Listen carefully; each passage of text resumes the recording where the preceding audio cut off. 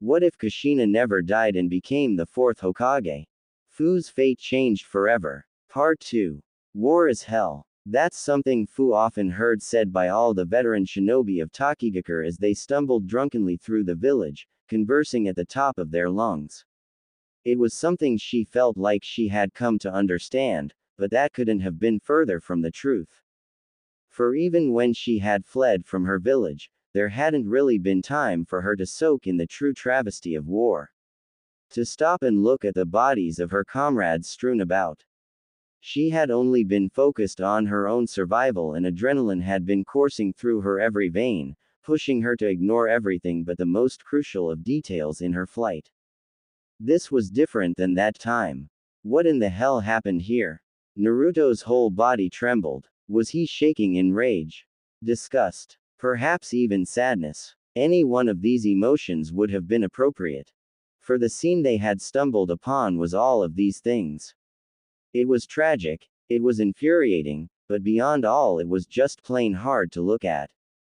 Bodies of both sides were strewn about, the entire battlefield littered with blood, guts, and discarded weapons.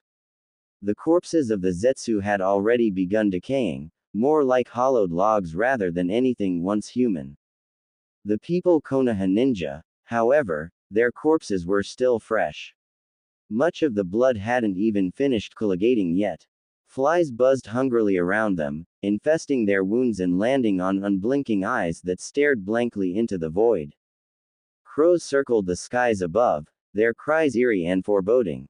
Some of their number swooped down, grabbing the scattered about intestines and fighting amongst themselves over who got to first dig into the open stomach of another. Fu closed her eyes, unable to look upon it any longer. But even that didn't provide escape. For the smell, it was overwhelming.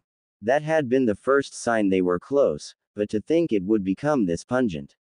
Her balance wavered and she thought she might collapse. This is what we've come to prevent more of. Neji placed a hand on her shoulder, helping to right her balance briefly before striding further into the hellscape before them. At first glance he looked perfectly composed, but it was obvious to anyone that knew him even a little that wasn't the case at all. This is why Naruto didn't berate him despite the fact it looked like he had wanted to a moment before. If they hadn't stopped the night before, would it have been possible to prevent this massacre? There was no way of knowing for sure, but Neji was surely carrying the weight of having been the one to make that decision. Never mind that Fu and Naruto had used that time to fill the loneliness in their hearts, to put it one way. While these people were fighting and being killed, the two of them had been making out. It was enough to make her guilty for having been trying to find some happiness. My Kikaichu can't find any survivors. Even Shino's voice sounded somehow empty compared to normal. With Neji's enhanced vision, it should have been possible to avoid this scene altogether, but even he couldn't be sure everyone had been beyond saving from that distance. Even if it had only been one person. Just being able to save anyone would have been worth coming here. Of course, there was no such luck. At least, that was how it seemed up until. Wait, Neji hadn't given up on scanning with his Byakugan, searching in desperation for anyone that could be saved. Check on the far side. Fu didn't wait for Shino or his insects to scan the area, taking off running towards where Neji had indicated. It wasn't like she had any kind of healing capabilities, but if there was anything she could do to help, no matter how minuscule, then she wanted to be there. In the distance she saw it. Movement. Someone was stumbling to their feet, pulling themselves free from a mountain of corpses, arms reaching out as if drowning. Fu put on a burst of speed, closing the distance to the struggling man faster than any of her teammates. It wasn't a conscious decision, but something she did instinctively. That's because somewhere in the back of her mind she realized that she recognized this person. Even covered in blood and entrails, there was no way she wouldn't be able to know this man. That was because it was her mentor and the only person from her village that had ever treated her with kindness. Shibuki was alive. Fu slowed to a stop, not more than 10 steps away from the pile of corpses that Shibuki had just crawled out from. It was impossible to tell where his own wounds ended and the blood covering him belonging to his comrades began. The fact that he was standing at all meant he was surely okay though, right? At the very least he wasn't fatally wounded. Shibuki-san, Fu whispered, her voice cracking as numerous different emotions flowed through her at once. Just what kind of miracle was this? That he had survived the initial onslaught somehow and managed to join up in the war effort with the Konoha ninja wasn't just incredible, it was downright statistically impossible. Fu, you're alive. Yet here he was, calling out to her by name. Despite his exhausted and disgusting state, he beamed at her with eyes full of pride. Thank the gods, he held out his arms, beckoning her forward for a hug. You accomplished your mission. Thanks to you, Konoha and what remains of Tokigakure can crush those monsters together. So it wasn't just him. He meant to say others had made it too. And they thought, no, they believed she was the one that had brought Konoha to their aid. She wasn't just viewed as some useless bug keeper, but an asset to their village. Someone worth value that had brought them salvation. Fu felt her breath hitch as she choked back tears of happiness. This was too good to be true. To think miracles like this actually existed, and that they could happen to someone as unlucky as her. She was so overcome by emotion, this unrestrained joy, that she was incapable of keeping contained any longer. To her it didn't matter that her mentor was covered in blood, guts, and mud. She took a step towards him, ready to sprint into his waiting embrace. Nothing could ruin this moment. A moment of this bliss was all she was given, the following sequence of events happening in a split second. Too fast for her to react. There was a flash of yellow and the sudden clap of thunder. Static shock crawled up Fu's skin and caused her hair to stand on end. Reikiri-isan. Naruto appeared before her, a blade made of pure lightning in hand. He wasn't the usual Naruto, but something more akin to a god of thunder and lightning now than anything else. For his appearance had changed in the same way his mother was capable. His blonde hair was now like an actual sun, emitting a warm light as if a beacon to guide those who were lost. The Chunin vest hadn't been capable of withstanding his supersonic movement, the zipper ripping open and the two sides flapping in the wind like some kind of golden mantle. It too was radiating pure light, except for the whirlpool crest on the back, which had been dyed a deep eternal black. The same black as his whisker marks, which had grown thick and pronounced, like someone had given him war paint. His eyes had turned blood red, the irises slit like a fox's. And finally his tabi, lightning still flickering off the glowing sandals and static electricity swirling around him from the ground up. His entire appearance was seared into Fu's mind in that split second, but it would be incorrect to say it was because of this unique and unfamiliar form he had taken. No, it was the actions he took while in this new form that would remain with her every time she closed her eyes. For he had slipped past her in the blink of an eye. More like a bolt of lightning than a human being. And in one fell swoop, Naruto took off the head of Shibuki. His lightning blade sliced through the air like the katana of an Iijutsu master. Shibuki had the time to do nothing. For he was still standing there, arms extended and waiting for that hug, not even aware that his head had already been removed from his shoulders. It was as if what followed happened in slow motion, the head twirling through the air, stupid smile still etched on his face. Yet as it spun, the head began to change. The skin grew more pale until it was snow white. The long brown hair retracting and morphing into a mossy green. Those eyes once full of emotion were replaced by yellow orbs devoid of anything. The head of Zetsu hit the ground with a wet slop, before bouncing and rolling to Fu's feet. Fu stared at it with an open mouth, brain still trying to catch up with what had happened. The sound of the torso collapsing drew her attention back towards Naruto, where the decapitated corpse had also completely transformed back into Zetsu. Fu blinked. Nothing. There was nothing going on inside of her head. Not anger, not happiness, not sadness, nor any other emotion, simple, complicated, or otherwise. There was just pure white nothing. She couldn't even comprehend this sequence of events. How could she? There was no way anyone could possibly handle what it was that had just happened and still remain sane. Her mind shutting down just now was a defense mechanism. It was the only way to keep her sense of self intact otherwise. Just because she couldn't handle it, didn't mean the other mind inhabiting her body was incapable of it. Red-hot chakra erupted from every pore in her body, wrapping around her like a malignant maelstrom. The very air in her immediate vicinity was superheated, creating a blast wave that sent Naruto stumbling backwards. He looked to shout something, but his voice couldn't carry over the sound of the screaming wind. He didn't have more time than that because as soon as the red chakra started flaring, it acted as a beacon for all those nearby. And they had already entered into enemy territory. Roots made of wood grew from the ground beneath Naruto's feet, reaching up and grabbing at him like tendrils. His attention had been on Fu as this happened, so by the time he was even aware of the danger it was already too late. The roots had him completely ensnared, making it impossible to flee despite his enhanced speed or even so much as form the seals necessary to once again create that blade of lightning he had used earlier.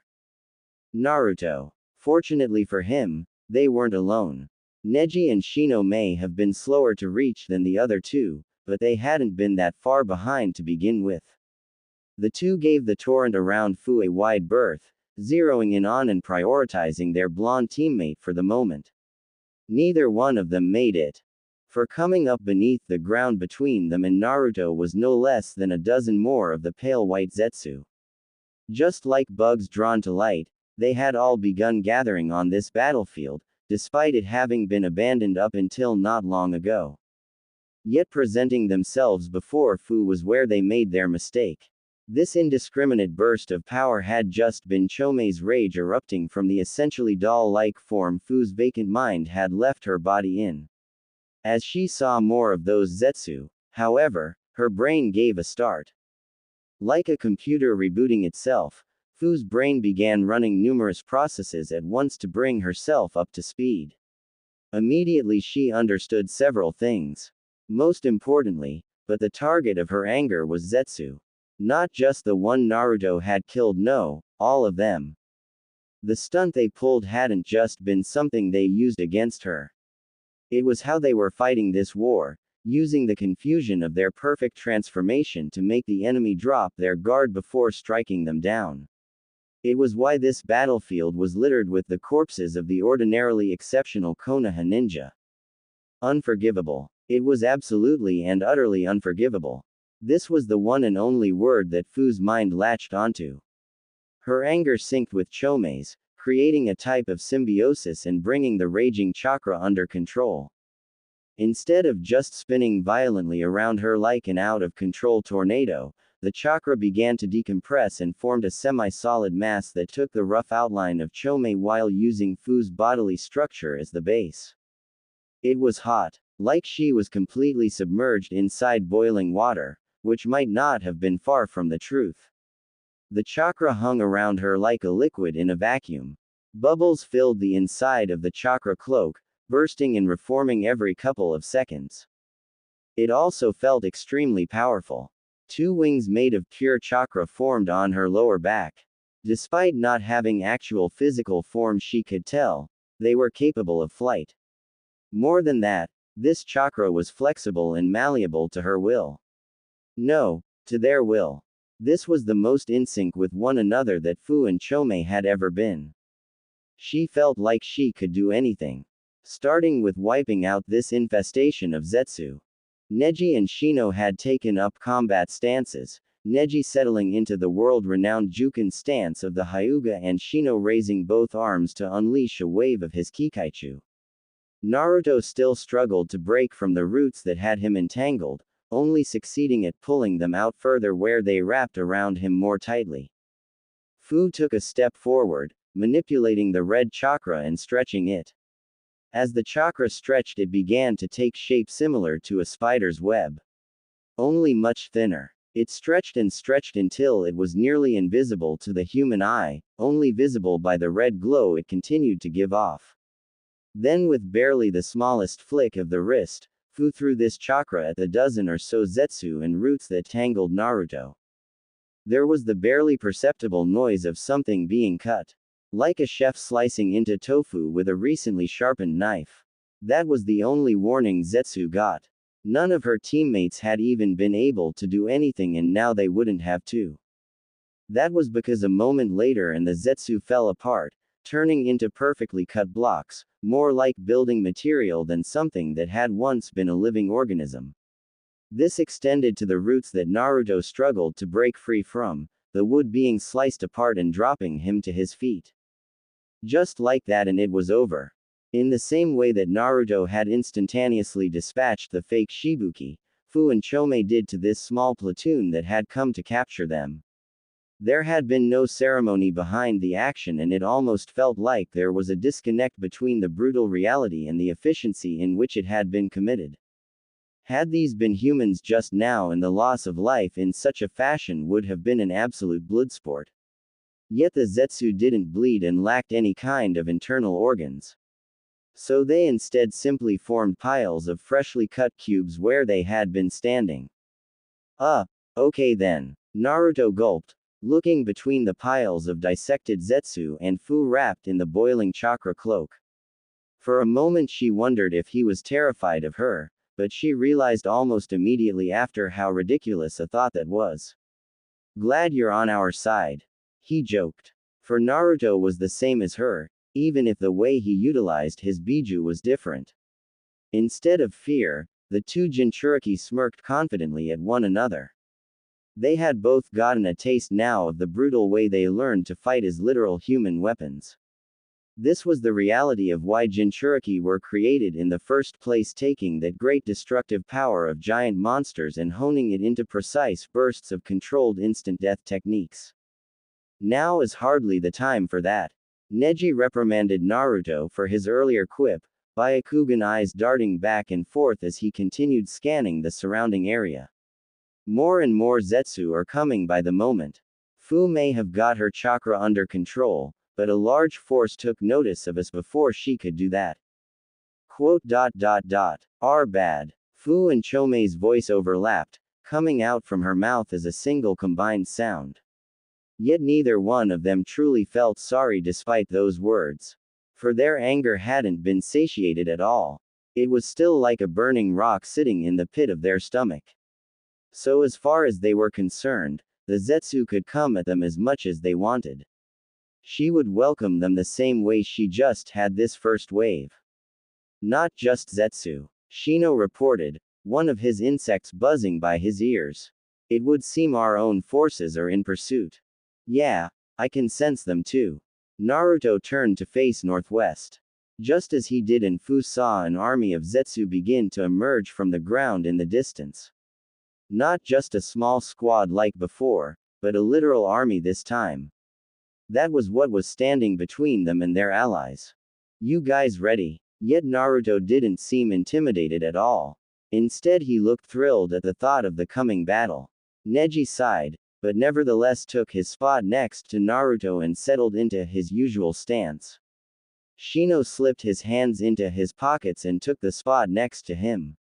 Then all three looked back at her. Fu couldn't help it. She smiled too. Taking her place side by side with her team, they all faced down an entire army together. It was just the four of them, yet she didn't feel like there was any chance they could lose.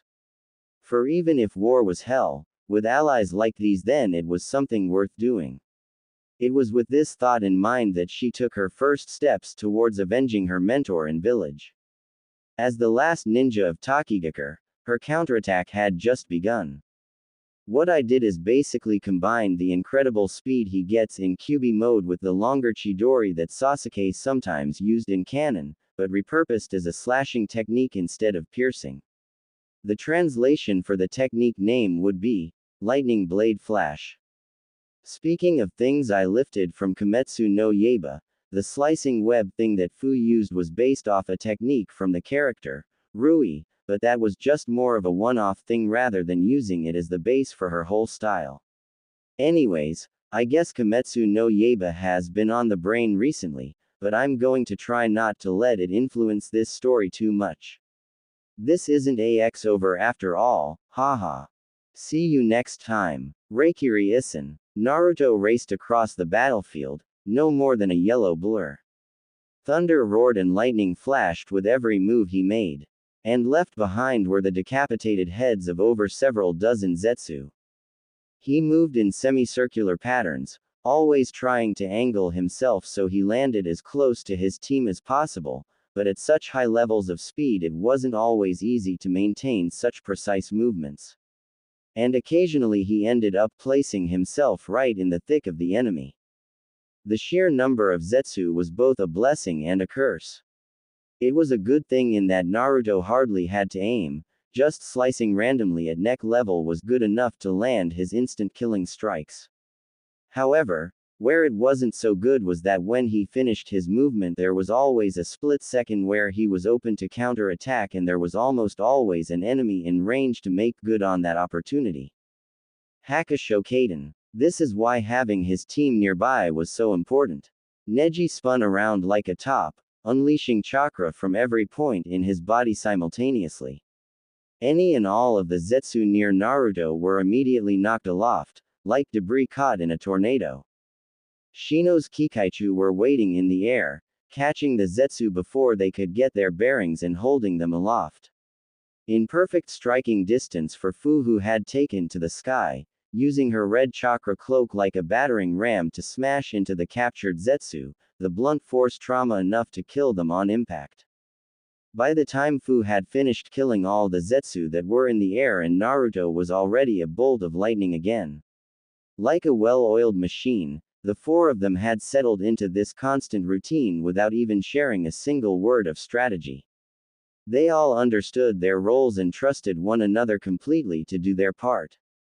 For it was only with complete trust that such teamwork would be possible.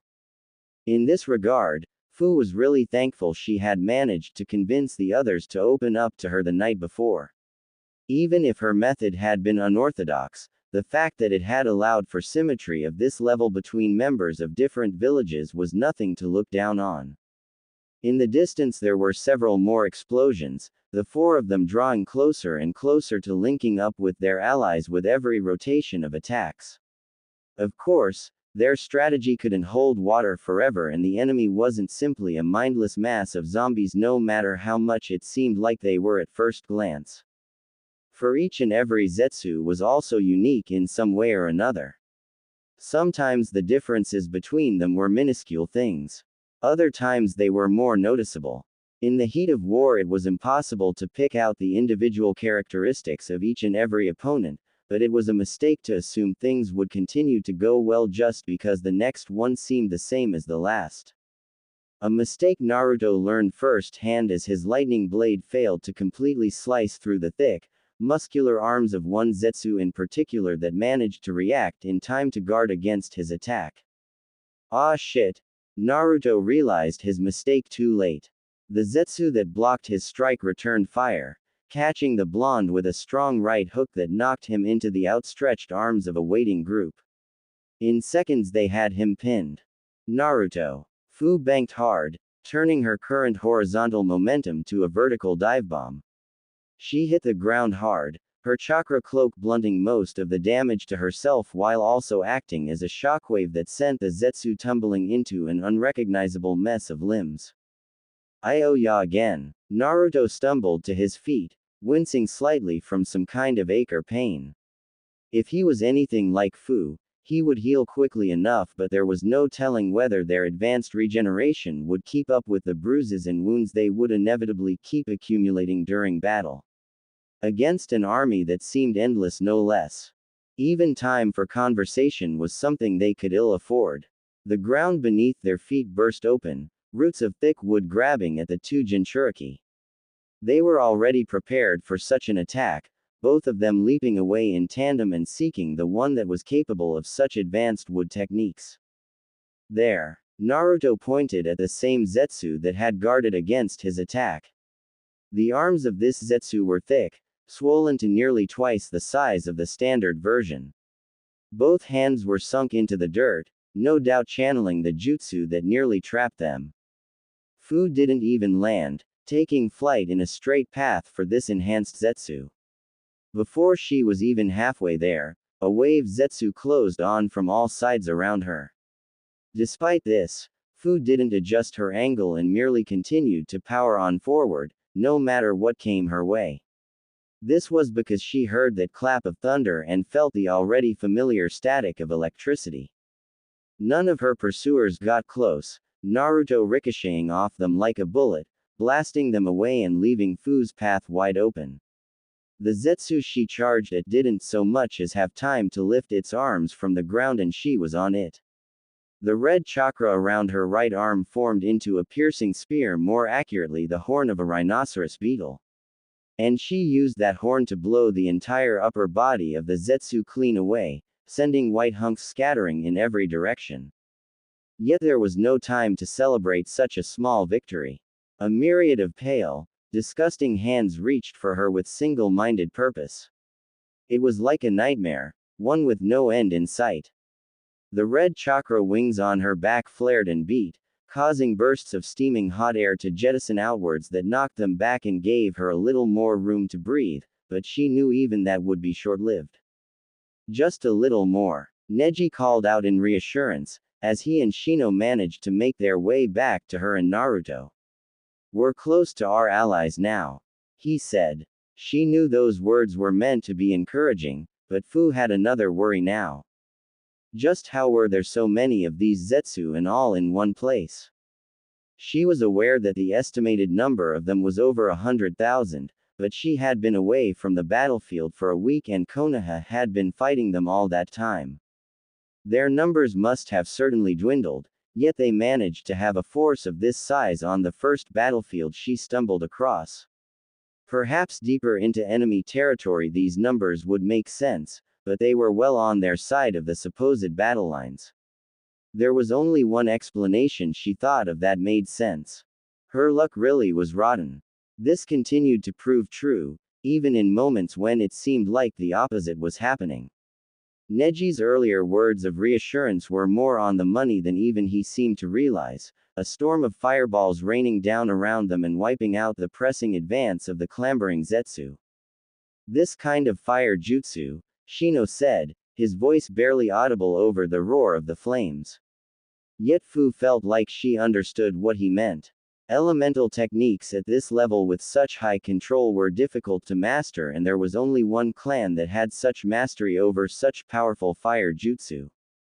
"Uchiha Itachi," Neji said, looking at a man with his Byakugan eyes that hadn't yet entered into Fu's vision. He appeared as if a mirage a moment later, striding confidently through the fire and smoke.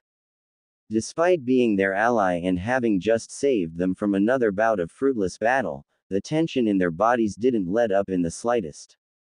In fact, they only seemed to find themselves more on edge. Something that certainly wouldn't escape the perceptive Sharingan eye of the infamous Uchiha clan. The third Hokage's warning echoed inside Fu's mind. Could this man of the Uchiha be trusted? The one supposedly manipulating the enemy army was none other than his ancestor, Uchiha Madara. This meant the allegiance of the Uchiha clan itself was in question.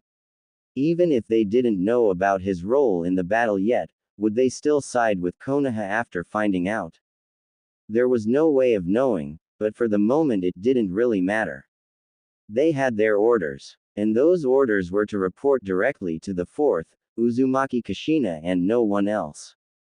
So long as this Uchiha Itachi didn't engage them first, they had no reason to treat him as an enemy.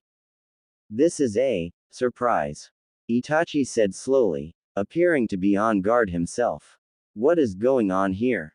What are Naruto and the Tokigakure Jinchuriki doing here on the battlefield?" His question was well warranted. The enemy's prime objective was the collection of the Biju, after all. As such, any strategist would tell you it was unwise for them to be here. "We're here because we can help," Naruto snapped back. Anyone that knew him would certainly know of his rashness and confidence. And as Itachi smirked knowingly, Fu could only assume the two were at least somewhat acquainted. "We have a mission," Neji continued, explaining in the briefest of details what they had been sent here to do. Naturally, he left out anything pertaining to the Uchiha clan and their possible involvement, only giving the information necessary to speed things along. I understand. Itachi nodded in acceptance after Neji finished. Follow me then, I'll guide you to where we have set up camp. He didn't wait for their response, turning around and sprinting towards the way he had come. There was no time for protest and the others raced after him, catching up quickly. All around them and the battle raged on, but now they were surrounded by allies as well as enemies. If any of the Zetsu got close to them and a Konoha ninja was nearby enough to ward them off, allowing them to move unmolested. This didn't mean they could afford to stop, and so any conversation had to be made while on the move. How's Sasuke? Naruto asked, bringing up some name that Fu hadn't yet heard. He's in a different unit.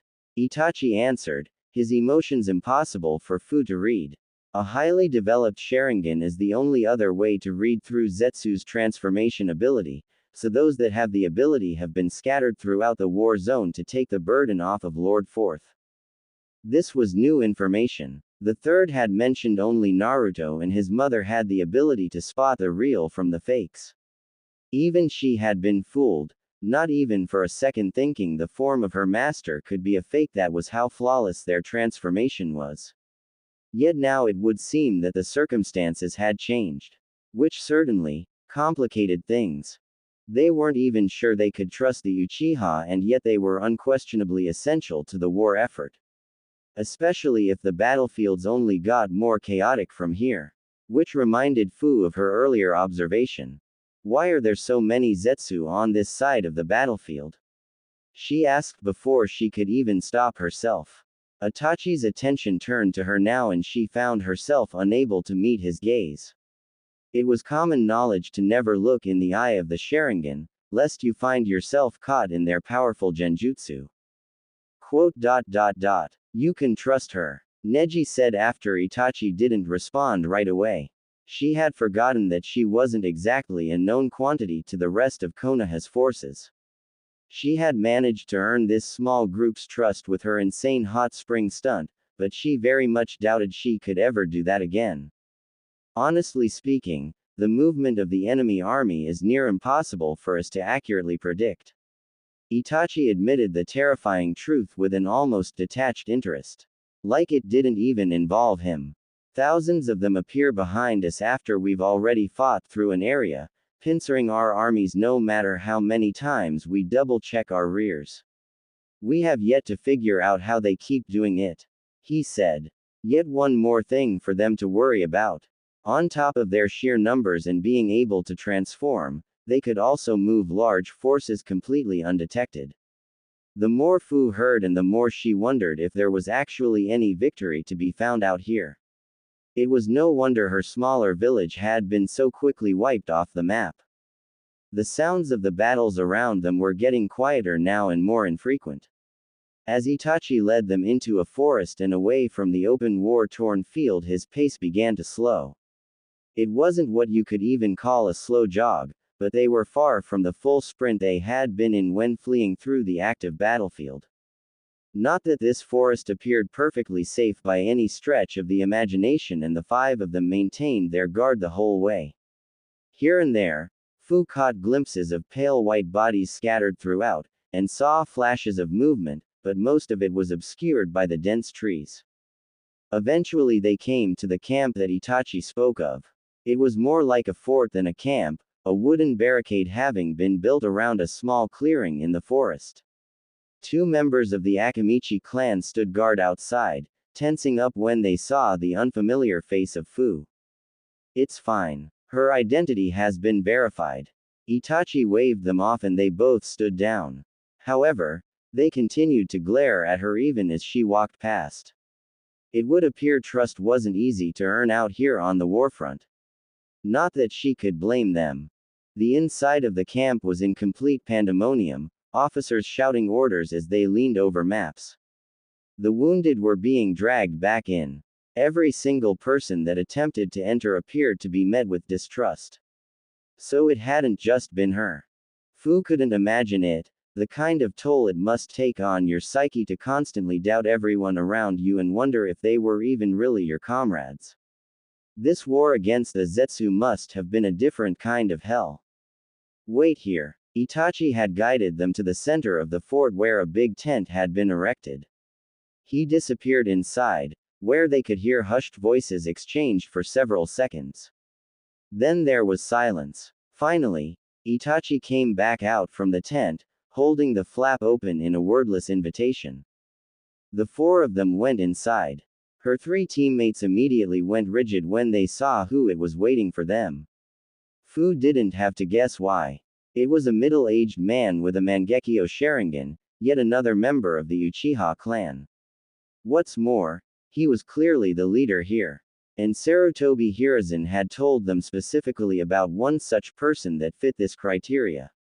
He had also said in no unsimple terms not to give the information they carried to him under any circumstances whatsoever. This is my father, Uchiha Fugaku. Itachi introduced, confirming what Fu had already realized. Welcome to hell. Fugaku stood up from behind the desk he had been standing behind. He smiled at them disarmingly, but it was ragged and worn down. He had heavy bags under his eyes and there seemed to be dried blood on the bridge of his nose, as if his eyes had been bleeding not long ago. When none of them responded to his off-kilter joke, he frowned. News is that bad, huh?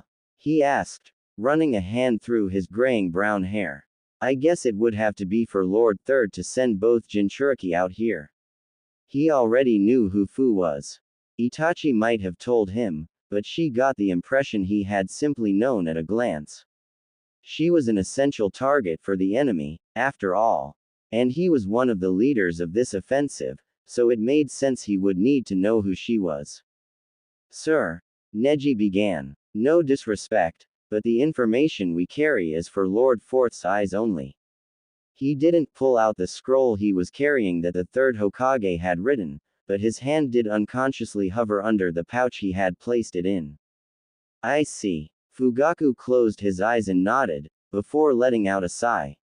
I can understand why Lord Third gave such an order. We didn't know the Sharingan could also find the hidden enemy until after the battle had already begun. The situation is different now, so you can trust me with the information. He held out his hand, waiting for the scroll to be placed in it. Neji hesitated for a moment, glancing at his team. He swallowed the lump in his throat before straightening his shoulders and standing tall. I'm afraid I have to refuse that order, sir. He said, causing Fugaku's eyes to narrow. Our mission is to give the scroll to Lord Fourth and no one else. Regardless of the present situation, he stood his ground, even under the scrutiny of a Mangekyo Sharingan. What Neji couldn't say was the real reason he couldn't hand the scroll over. It was very possible this army they were fighting was being led by Uchiha Madara. Fugaku's own flesh and blood. Giving him such information created a conflict of interest that couldn't be allowed to happen. As if realizing Neji wouldn't budge on the issue, Fugaku sunk back into his chair and let out another tired sigh. He ran his fingers over the map of the entire battlefield on the table in front of him, flattening out the creases as if it was a nervous tick. Neji and his team all shared concerned eye contact once more. She's gone. Fugaku mumbled under his breath, almost so quiet that they missed it. What? Naruto asked, stepping forward with a sudden panic in his eye. What do you mean? He shouted. Lord Fourth.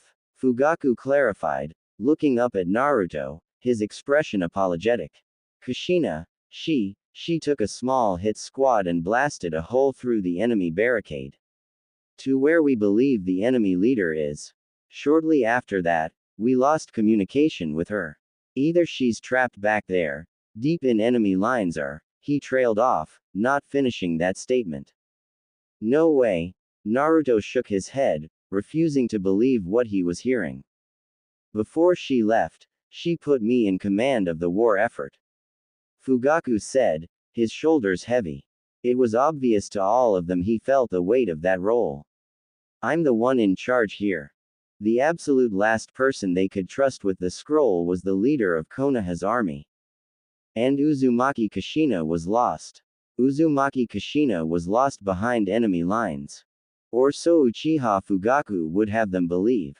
Fu didn't trust it for a second. She couldn't. Uzumaki Kushina was her hero since she was a little girl of age to believe in such things. So there was no way she was going to accept that their idol had fallen to a bunch of creepy, plant zombies. She thought about telling Fugaku just as much, but before a single syllable left her mouth there was a sudden ruckus from just outside. They all turned to the entrance, unsure of what was happening. It was only when a clear scream for help reached their ears did things become clear. Danger had once again found them, it would seem. Fugaku jumped clear over his desk, racing outside to see what was happening. His son, Itachi, remained behind inside the tent with them. They had no need to run out, Neji already using his Byakugan to see and report on the situation. It looks like several Zetsu managed to deceive their way in. Neji explained simply. I don't think it will last long. They'll have the situation under control in the next couple seconds.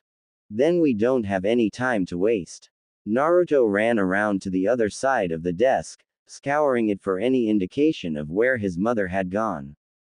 This would be ill-conceived. Shino warned, his voice the same usual monotone. Why is that? Like it or not, Fugaku is now our commanding officer. To go after Lord Fourth would be a direct violation of the chain of command. At worst, we could be deemed traitors. You want us to do nothing? Fu yelled, in complete agreement with Naruto. She had already lost her mentor to this war. She wasn't going to lose the only other person she looked up to. What can we even do? Neji asked her in return. If even our Hokage couldn't stand up to whatever is behind enemy lines, how can we? There is too much risk. You guys stay behind then. Naruto snapped. Fu and I would be faster without you guys holding us back. Everyone knew he didn't really mean those words, but his emotions were running too high. This was his mother, after all. I think we need to calm down, Itachi said, stepping in between both groups. It was almost like they had all forgotten he was still here. In the first place, leaving was never an option with the commander's son still keeping watch over them. At least, that was what they believed. In this situation, a risk is perhaps our best bet. You mean to let us go? Neji asked, arching an eyebrow at him in disbelief. But Commander Fugaku will never.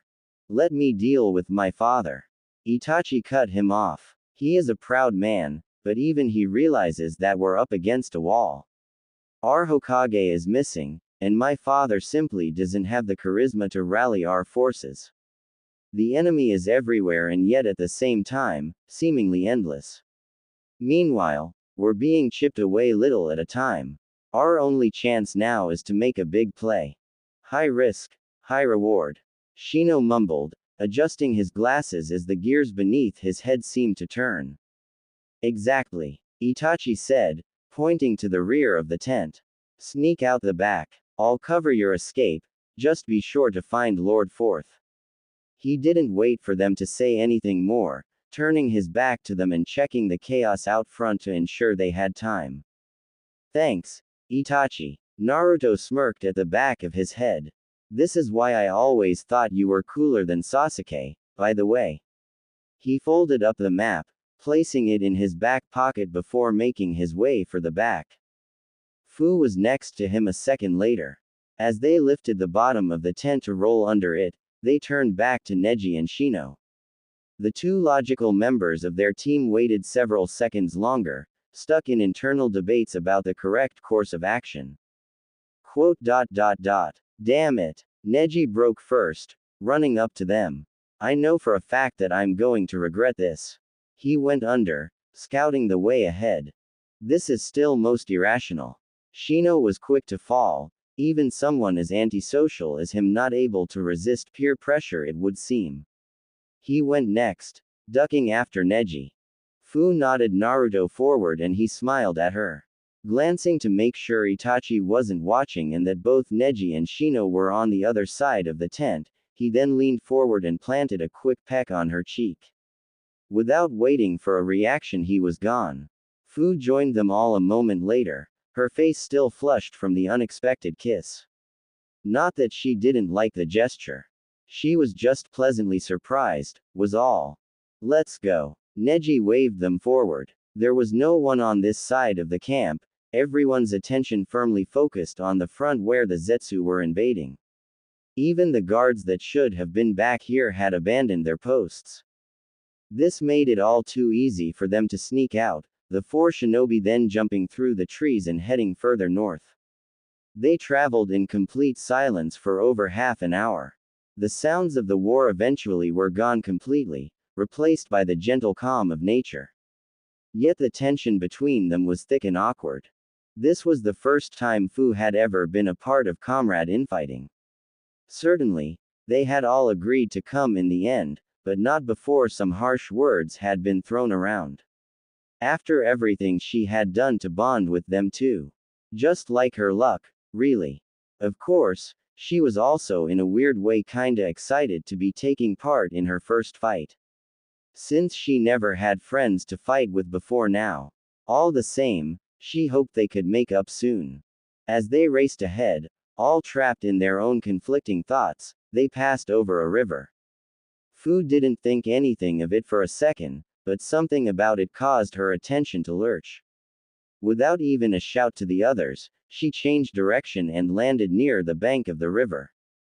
There was no mistake. This was it. Fu, Naruto asked, landing next to her. Neji and Shino weren't far behind, all of them coming to a stop now at the river where it all began for her. This is the border, Fu said as if in a daze. We're close now to the waterfall village. To her home. The night the Zetsu invasion started, I fled under orders, and this was as far as I got. Now she had made it back here. To what was essentially her start line. This is where my mom saved you. Naruto realized, looking across the river. Fu followed his gaze and it was like she could see her now. Kushina, the Yondaime Hokage, standing there with her hands on her hips, the very picture of confidence. If we've crossed the border, it means we're in enemy territory now. Neji saw a very different sight than them. He saw it for all the danger that they were truly walking into. Enemy territory? Fu asked, turning back to him. But, didn't the battle start here? She had seen it herself. It was the last thing she saw before blacking out that night. The Konoha forces charging across the border to take back the land of her people. That was only a small scouting force. Shino answered. Our main armies only prepared for battle after we knew the scale of what we were dealing with. By the time that army arrived, the Zetsu had already pushed into the land of fire. So this whole time, her land had been hostile territory. Could she even say it was hers anymore, considering the enemy controlled it? We need to be careful from here on out, Neji said, using the opportunity to take control of the team again. Naruto, let's take out the map and see if we can figure out where Lord Fourth was heading. Right. Naruto crouched down, pulling the map from his back pocket and laying it out for them all to see. As they all gathered around it, he cleared his throat awkwardly. Sorry, by the way. About saying you guys were holding me back. The apology is unnecessary. Shino didn't even look at him. Why is that? Because we already know you are prone to move your mouth without thinking. In this case, the concern for your mother makes it understandable. I'm for real thinking about taking the apology back, you know. Naruto cut him off, looking at Shino like one might an unpleasant pest. Even still, the atmosphere around them seemed to return to normal. Just like that, and Fu also got to experience her first makeup. It was kind of disappointing. She had hoped for more crying and hugging than this.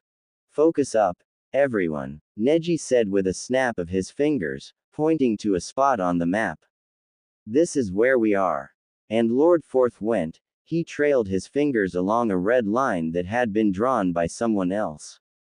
Here. He stopped over a red circle. Fu gasped the moment she saw where it was, drawing all attention to her. That's the waterfall village, she whispered. The enemy must have set up their base of operations inside the village itself after conquering it. That made sense in a lot of ways, as the village was ordinarily easy to defend. Provided you weren't overrun by plant zombies that could move through the earth. At least we know where Naruto gets his recklessness from. Neji cursed under his breath. It was exactly as he said. Charging into the stronghold of the enemy with minimal support was beyond crazy. It was practically downright suicide. Yet if anyone had a chance at succeeding, then surely it was the Yondaime Hokage. Fu's idol. Do we really have to take digs at me while strategizing? Naruto deadpanned. No one laughed at his obvious joke, the atmosphere too heavy as they all realized what it was they had to do. It wasn't just getting to the waterfall village, which was over several hours away even without interruptions. It was several hours inside enemy territory, making their way closer and closer to their stronghold. Certainly, someone at the level of the Hokage could pull off such a task, even if by herself, but none of them were exactly her.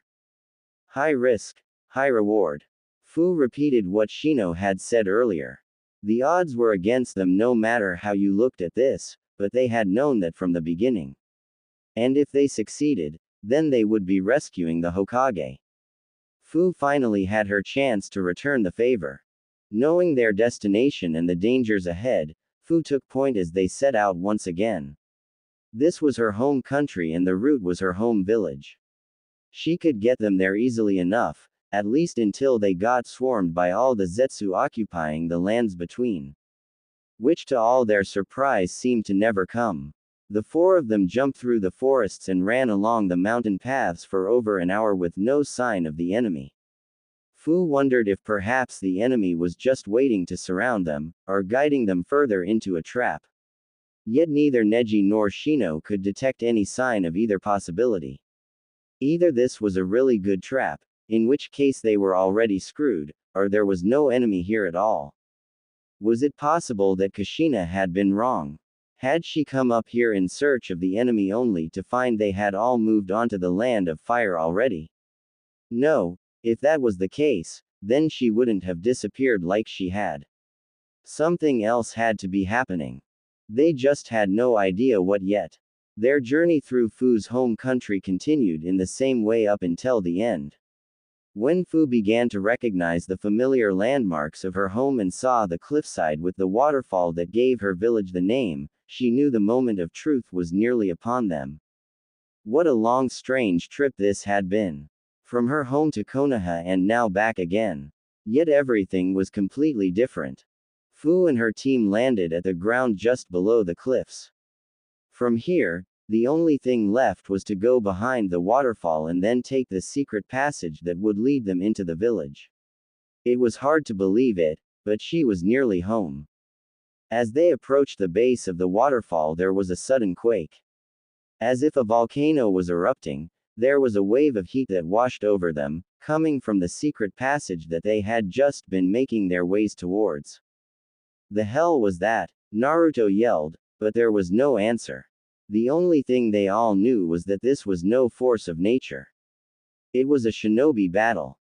One involving someone incredibly powerful. That meant, the Yondaime. Realizing this all at once, they started to run for the waterfall. That was when their luck finally ran out. Hello again. From the cliffside a dozen Zetsu began to rise out of the wall. They fell out from it as if worms without limbs, flopping down onto the ground in between their team and the waterfall. It was an oddly terrifying sight, watching them flounder around on the ground. Look at this. The other two Jinchuriki came to us, he he he. One of the Zetsu cackled gleefully as they all began to rise. It was like a scene straight out of a zombie flick. The others all snickered along with him, the crowd stalking forward and towards their prey, joints popping into place with every move they made. So it was a trap after all. Naruto grit his teeth, the golden aura of his Biju mode exploding outwards and transforming him. His blonde hair was now like an actual sun, emitting a warm light as if a beacon to guide those who were lost. The Chunin vest too was radiating pure light, except for the whirlpool crest on the back which had been dyed a deep eternal black. The same black as his whisker marks which had grown thick and pronounced, like someone had given him war paint. His eyes had turned blood red, the irises slit like a fox's. And finally his tabi, lightning still flickering off the glowing sandals and static electricity swirling around him from the ground up. He was ready for battle, not willing to let anything stand between him and his mother. No, I don't think so. Neji shook his head, looking behind them with his Byakugan. There would be more of them if that was the case. This is more like a last line of defense. They're gonna need more than this to stop us. Naruto vanished. There was a flash of lightning and the clap of thunder. Reikiri Issen, he roared, the lightning blade in his hand slicing through the throat of the nearest Zetsu. At least, it should have. His blade never met its mark, instead being blocked by a wall of sand. The hell? Naruto jumped back, the sand attempting to close around him. He was too fast for the sand, but that wasn't the only thing he had to worry about. A second Zetsu had jumped in the air, spitting a barrage of blue fireballs. Naruto! Fu shouted, wings sprouting from her back. She flew in, snatching Naruto out of the air and banking hard to dodge the blue flames. She had difficulty controlling her flight while holding someone else, and the hard maneuver just now caused them to spiral out of control. The world spun, coming to a sudden halt as they crashed onto the ground in a tangle of limbs. Neji and Shino couldn't come to their support either, the majority of the Zetsu sprinting at them like an angry mob. They had no choice but to jump back or risk being overwhelmed. Neji unleashed his Juken strikes and Shino his insects, but something about these Zetsu were more organized than the massive mob they had been fighting out on the battlefield. As if they knew because of their smaller numbers, they had to be more careful. The remaining two Zetsu walked towards Naruto and Fu, standing before them.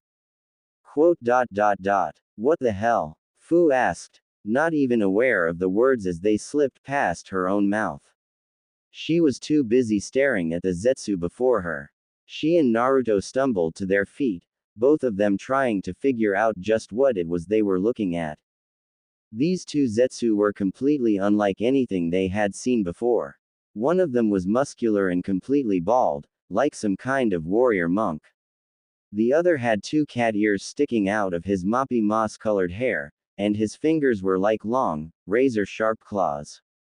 However, the big giveaway for what they were, the seals on their abdomen.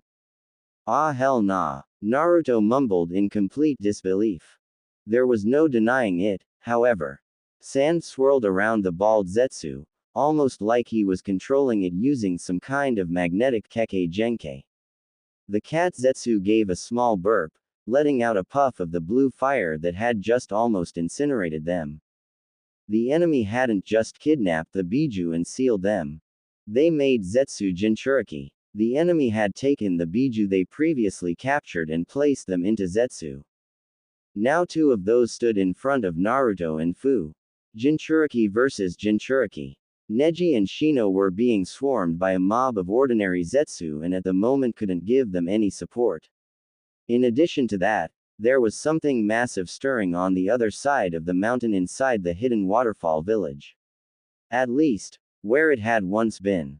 Fu had no idea what became of her home. And if she wanted to know, she was going to have to get through these two. These two Zetsu were completely unlike anything they had seen before. One of them was muscular and completely bald, like some kind of warrior monk. The other had two cat ears sticking out of his moppy moss-colored hair, and his fingers were like long, razor-sharp claws. You ready for this? Naruto asked, a barely noticeable tremble in his voice. Was he terrified? Fighting the ordinary Zetsu was something they could do all day, but this, they had the power of the Biju in the same way the two of them did. There was no telling how this fight would go. No, there was no way Naruto was scared. This feeling, it was anger. Fu knew it had to be, because she felt it too. Not just from herself, but Chome as well. Both he and Kurama were furious. Their brothers had been enslaved, not in humans but in these ambitionless pawns. A fate that very well might await them if they were captured. Let's do this. Fu answered. There was no joy in her tone, just simple determination. Defeating these two Zetsu would severely cripple the enemy's fighting strength, robbing them of the power of two Biju. And if the enemy had some need for all nine, it would succeed in delaying their plan as well. This wasn't a battle they could afford to lose. The moment Fu spoke and Naruto was off. There was a flash of lightning and a clap of thunder. In under a second, he had crossed the distance to his opponents, arm swinging a blade of lightning. Reikiri Issen, he shouted. This was the power of Yon Kurama's Jinchuriki. Unmatched speed combined with the lightning jutsu passed down to him by his sensei, Hatake Kakashi. While the Reikiri had originally been intended as a piercing technique, Naruto had revamped it into a slash. Despite his speed, he lacked the Sharingan and the reflexes to dodge if the enemy did manage to find an opening to take advantage of. Turning the technique into a slash was done in an attempt to minimize this risk. Like before, Naruto's unparalleled speed was somehow matched, the magnetically controlled sand of the bald Zetsu rising up to intercept. It was going to turn into a repeat of before, Naruto's blade bouncing helplessly off the sand, leaving him open to counter. In anticipation for this, the cat-eared Zetsu leapt into the air, already building chakra in its lungs to blast him with blue flames. They both missed it as Naruto smirked, already having predicted that this was how they would anticipate his actions.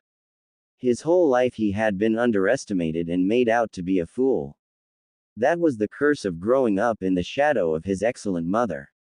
The respect he had now was because he had earned it. Not because he was the son of the Yondaime Hokage, but his own merits. Level 2. Naruto vanished, his speed reaching new heights of which Fu had not yet witnessed. The bald Zetsu widened his eyes. Like Fu, he had lost track of Naruto's movements. The only warning he got was a flash of lightning from behind. Naruto's technique connected, slashing deep into his back and sending him tumbling forward. The remaining Zetsu didn't falter, even as his comrade fell. He finished channeling chakra into his lungs and exhaled a barrage of blue fireballs that rained down on Naruto, who still stood in mid-slash. Just because he had managed to minimize the chance for counters didn't mean he had removed it completely. And in a 2-on-1 scenario he was still very much vulnerable. Of course, this had never been a 2-on-1. Rinpun. Fu had also taken to the sky, her insect wings buzzing furiously. The wings on her back released a plethora of a bright powder. Not just ordinary powder, but scales made from Chome's very exoskeleton. The scales were just as durable, if not more so than the sand of the bald Zetsu. And as Chome's Jinchuriki, Fu could freely control them. She directed the storm of scales, using them to form a barricade above Naruto that intercepted the rain of blue fire.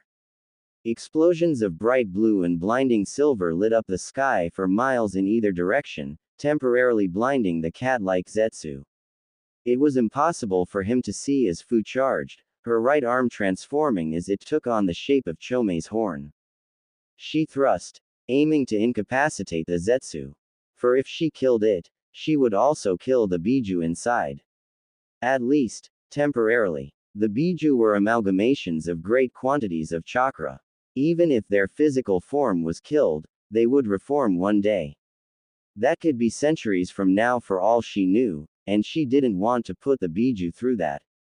After all, they hadn't done anything wrong here, but were mere pawns in someone else's scheme. Her attack never met its mark.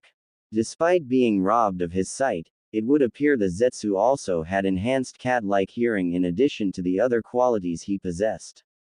The ears on his head twitched, the only indication Fu would receive that he was aware of her presence. He dodged her thrust, long cat-like claws aiming to slice her into ribbons in the same movement. Fu banked hard, twisting her body and slipping through by a hair's breadth. Both their attacks failed to land, the two passing by one another in a stalemate. Fu regained control of her flight and maintained her position in the sky to ensure air superiority. Meanwhile, the Zetsu fell, proving the old addendum about cats true by landing nimbly on his feet. It was fine, for even if she had failed to take him out, Naruto had brought down the other one. They had turned the odds in their favor. Or so they had both naively believed. That might have been dangerous. From the ground next to the cat-like Zetsu came a deep voice. A moment later and that ground shifted, transforming into a mound of sand. And from that sand came the bald Zetsu which Naruto had supposedly cut down. Only after this one rose did they realize it had been a sand clone. No mistake about it, they're the last two Jinchuriki were after. The cat Zetsu said with a giggle, his razor-sharp teeth visible with every word. Nice of them to come to us, just like the other one. That could only mean one thing. Where the hell is my mom? Naruto asked with grit teeth, taking a threatening step forward. In response, the two Zetsu glanced at one another before glancing towards the entrance to the village. Even without words, it said all they needed to know. Just like their information had suggested, the Yondaime Hokage had made it to the waterfall village. Which meant the shakes they felt earlier might have been the sounds of her battle. Was it possible she was engaged with the rest of the Biju, which had also been put in Jinchuriki like Zetsu? If that was the case, then she was terribly outnumbered. They had to go and back her up, but in order to do that, they had to deal with things here first. Naruto glanced up and Fu met his eyeline. It only lasted the span of a second, but in that moment all the information that needed to be conveyed was done successfully.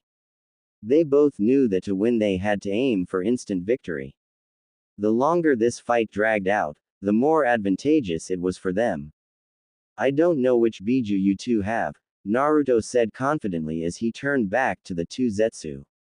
But I've got the strongest one of all in me. Half of it, you mean? The cat Zetsu said with a cackle. It seemed Naruto's attempt to bait them wasn't going to work. Unless the number of tails does not equal power. The bald one spat, dull yellow eyes glaring at Naruto now.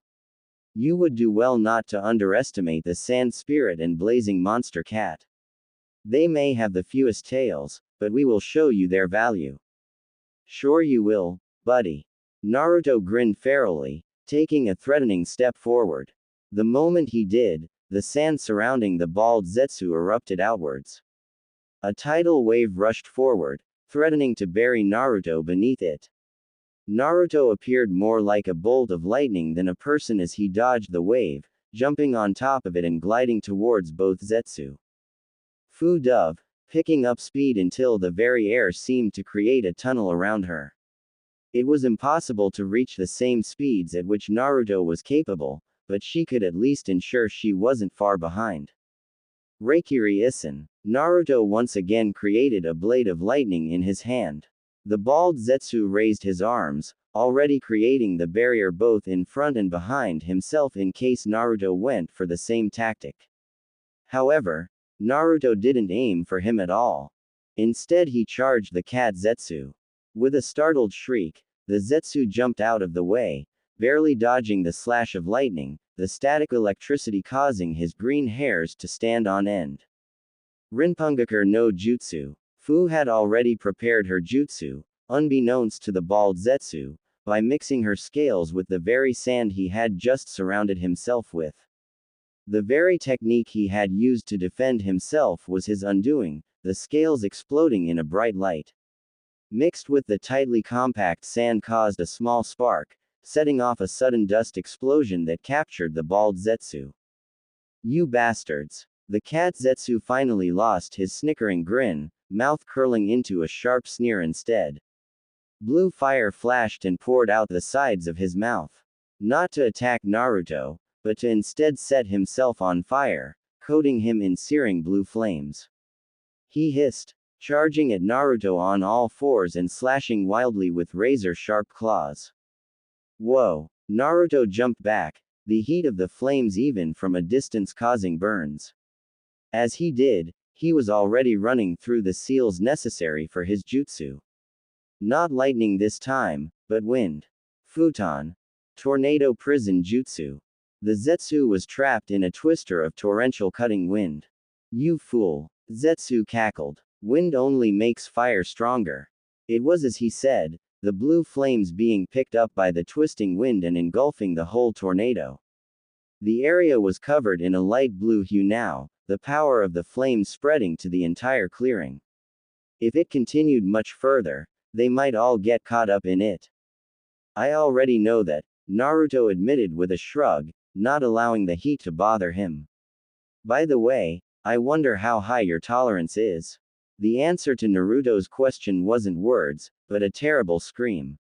It had been a gamble, as Zetsu clearly had some form of fire resistance as a consequence of being the monster cat's Jinchuriki.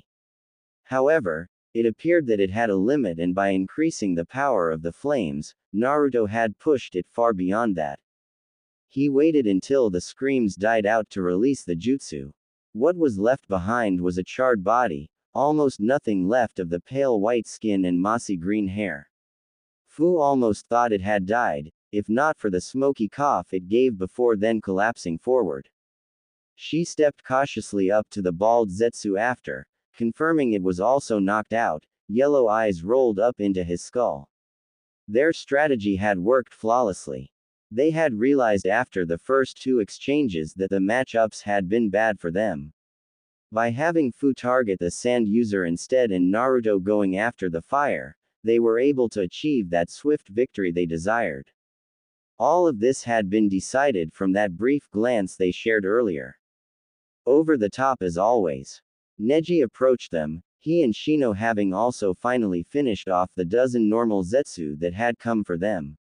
Shino had remained behind, making sure all the Zetsu were dead and wouldn't be sneaking up on them. There's no time to take it easy. Naruto shrugged off Neji's comment, already starting to walk towards the entrance to the waterfall village.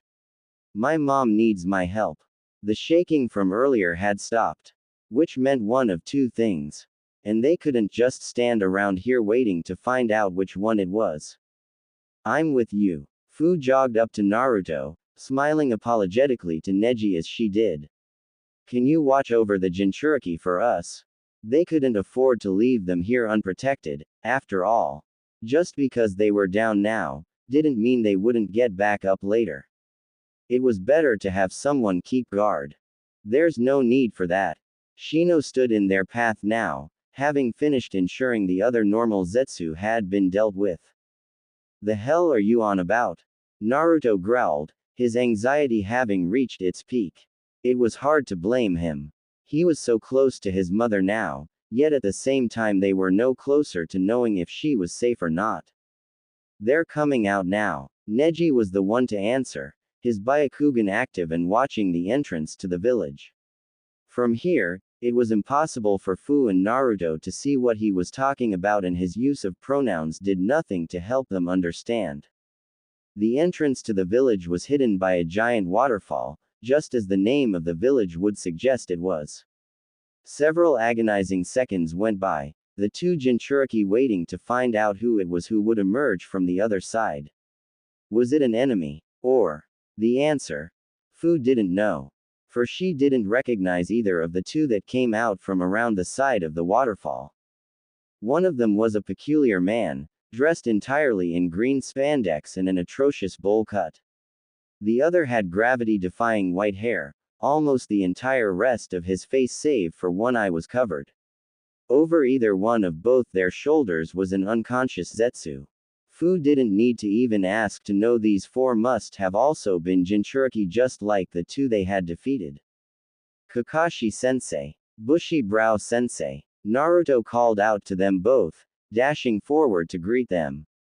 Fu decided to stick close by, eager to get a closer look at the Zetsu more than anything. Naruto. Both of them shouted in obvious surprise. Neither one of them should be here, after all. This was the very heart of enemy territory and they were key pieces in the enemy plan. If things had gone wrong, they might have given the enemy everything they needed just by coming here. It was this exact lecture the one called Kakashi began giving Naruto. As he did so, he placed the two zetsu he had been carrying at his feet. The first had a giant turtle shell covering most of his body. The second was covered almost entirely in mossy green hair, making it look more like a monkey than a person. The other man also placed down the two zetsu he had been carrying. One of them was no bigger than a child. And the last one had a more feminine body structure, the only one Fu had seen so far. Then again, all the Jinchuriki zetsu seemed to have unique characteristics. Was this because they were taking on the traits of their Biju or had they been chosen specifically because of this? Fu doubted she would ever receive an answer to such an inquiry. Besides that, she had a much more burning question to ask anyways. Excuse me. Fu looked to the one she believed Naruto had called bushy brow, and he turned to acknowledge her. As the Yondaime Hokage, not with you. She just wanted to meet her idol. And thank her for saving her. Not to mention return the favor by being of some use. Her question seemed to gain the attention of both Naruto and Kakashi as well, their conversation coming to an abrupt halt as they looked at her. Yeah, where's Mom, anyway? Naruto asked, looking back up at the two of them.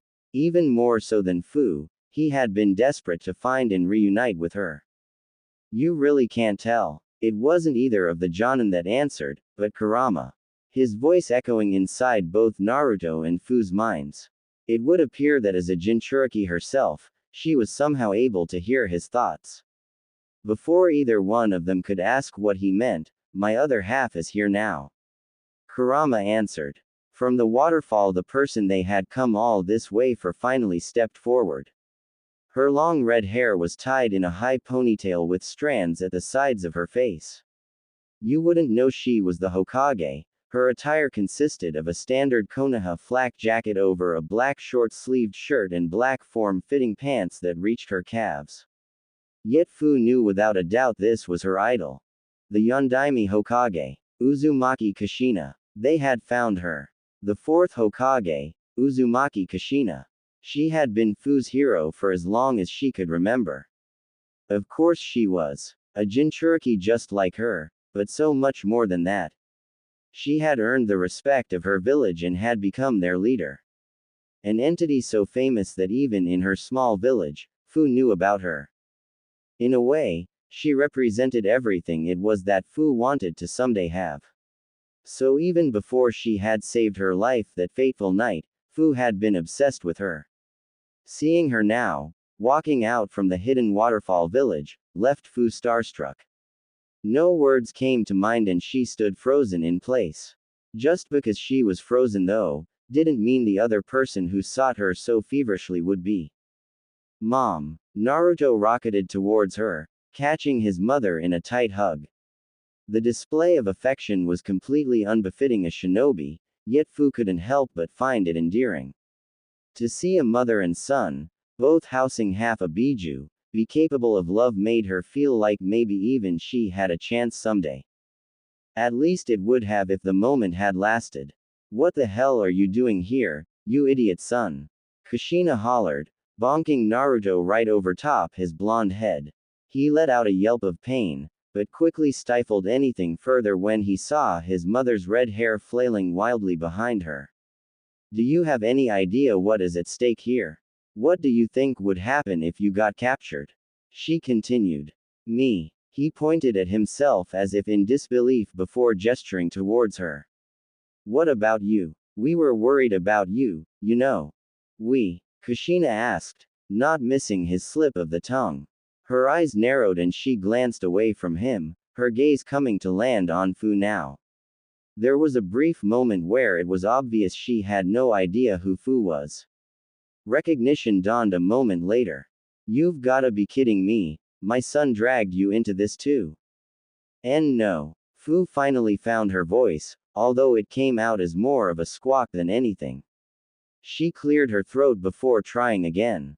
I just wanted to repay the favor. You saved my life. This was like a dream. She was talking to the Uzumaki Kushina right now. This would have been so cool, if she wasn't glaring at her. Honestly, Kushina huffed, apparently giving up for the time being. What am I going to do with you kids? She started to walk forward, taking notice of the two Zetsu that were next to Fu. Are those two more of the Jinchuriki? She asked. On top of the 4 that Kakashi and Guy had just brought out with them, this brought it to a total of 6 captured Biju for their side. It was very likely they had just changed the tide of war in one fell swoop. Sure are. Naruto gloated, giving an enthusiastic peace sign. Fu and I took care of them, easy peasy. She didn't remember it being quite that easy, but she didn't correct him either. Not bad, Kushina acknowledged, stopping next to Fu now. How you holding up? I know this all must be a bit much for you. She could say that again. In under the span of a week, Fu had lost her home, and had been thrust into a war to defend the rest of the world. Now she could do it alongside her hero. I'm ready for anything. Fu pumped her fists, grinning up at Kushina. In the face of her childhood idol, there was no way she could be feeling down. Not even after everything that had happened. That a girl. Kushina chuckled, reaching up and placing a soft hand on her head, ruffling her mint green hair. At that moment, Fu could have died and she would have no regrets. There's some major difference in treatment here. Naruto started to grumble, immediately zipping his mouth shut when his mother turned to glare at him. The fact they were allowed such a moment of tranquility was a miracle. All too soon, such things had to come to an end and they had to get down to business. Hokage-sama, Neji said, he and Shino standing side by side. He held the scroll forward that they had risked their lives to get this far. From Lord Third, for your eyes only. She took it from his hands with a grunt of thanks, quickly unfurling it to read on the spot. There was no further talk about Naruto and Fu having come out here, as it couldn't be helped now anyways. Is this serious? Kushina asked after reading the note that Sarutobi Hiruzen had written for them. That Uchiha Madara is the one behind this war. It was certainly a hard pill to swallow. Madara was practically a legend the whole world over. If he was still alive, he would be well over 100 years old. Yang seems to think so, Naruto said with a shrug. You're welcome to ask Yin about it if you think he's wrong, you know. As if to do just that, Kushina closed her eyes and began silently conversing with the dark side of Kurama sealed inside of her. After only a few moments of silence, she got the information she needed. Seems like this information is verifiable. She admitted. If that's the case, this war might be further from over than I feared.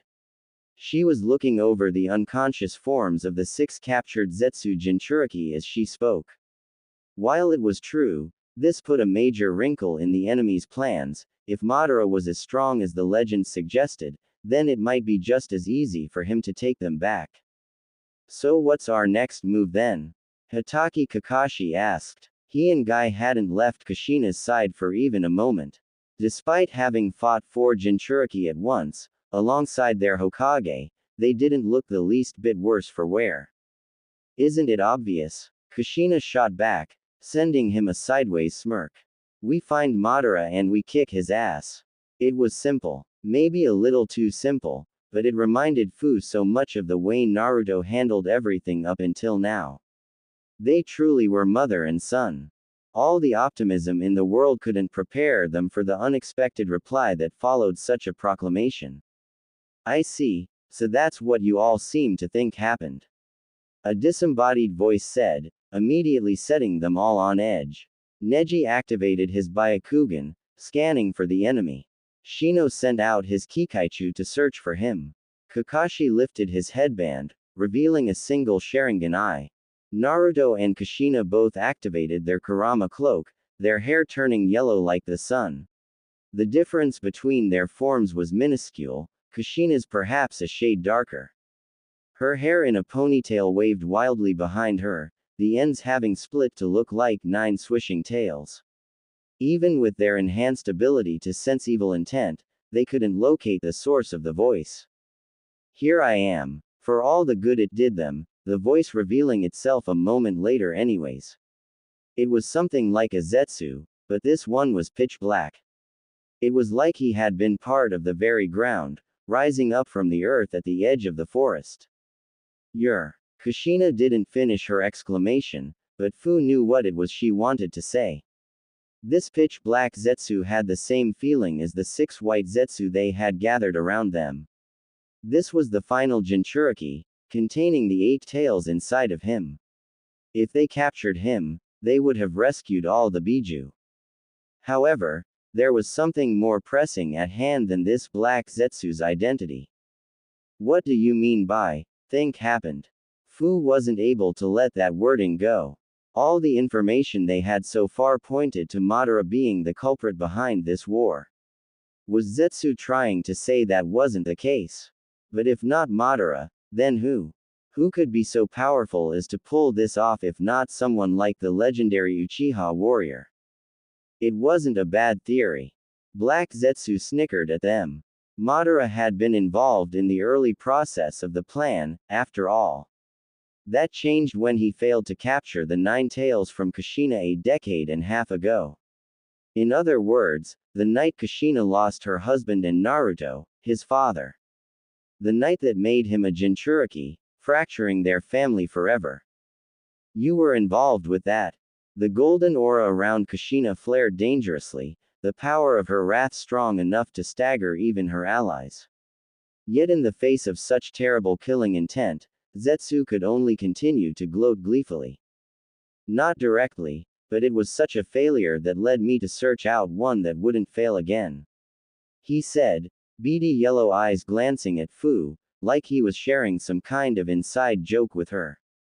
Why do you think it is the war started in Tokigakure?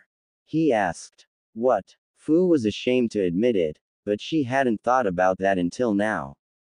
She just assumed that it was because they were after her as a Jinchuriki. But wasn't that weird? Why had the other 7 Biju been captured so effortlessly, but not her? Even the 8 tails was from one of the 5 great nations, but not her. She should have been one of the easiest to catch. The only answer then was that she had been left for last by some deliberate act. But why would someone want to get her last? She didn't know anyone. No, that logic was wrong. It wasn't her that the enemy had been saving for last. It was the village. Someone had wanted revenge on Tokigakure. That was why instead of taking her like the others, they had unleashed a Zetsu army right on top of them. This had been personal. Who are you working for? She asked, throat dry and voice barely working. Finally, you're asking the right questions. Black Zetsu applauded. The ground at his feet was dyed in the same pitch darkness that made up his flesh. He was opening a portal. To where? No one could say. However, to who was an answer they would receive a moment later. 2 individuals stepped forward from the black portal that Black Zetsu had opened. The 2 people responsible for the destruction of Tokigakure and the war that had already claimed the lives of so many Konoha shinobi. The first was a very tall, tan-skinned man with long dark brown hair. His eyes had an unusual coloring, green irises, no pupils and red sclerae. Noticeably, despite his advanced age, he still appeared as a man well within his prime, retaining a very muscular build. He had a band with the mark of Tokigakure covering his forehead, and a black-colored mask covering his lower face, only revealing his eyes. The second man had medium-length gray hair that was slicked back, his eyes closed for the time being. He wore no shirt, but had bandages wrapped around his stomach, and wore maroon pants with long, black shinobi sandals. Most notable was the triple-bladed scythe he had slung over his shoulder. Fu took in all this information in a single moment, but her eyes kept darting back to one thing, the headband on the first man's forehead. You're a Tokigakure ninja, she whispered, barely trusting her voice to work anymore. He wasn't just any ninja from Tokigakure, however. He was a man whose name was as infamous as Madara himself. For this was an existence equally as old. A man that had stolen their village's strongest jutsu. That wasn't all. Just that would only make him a name known only to her. However, everyone here knew who this was. Kakuzu the zombie. The man responsible for the death of the first Hokage.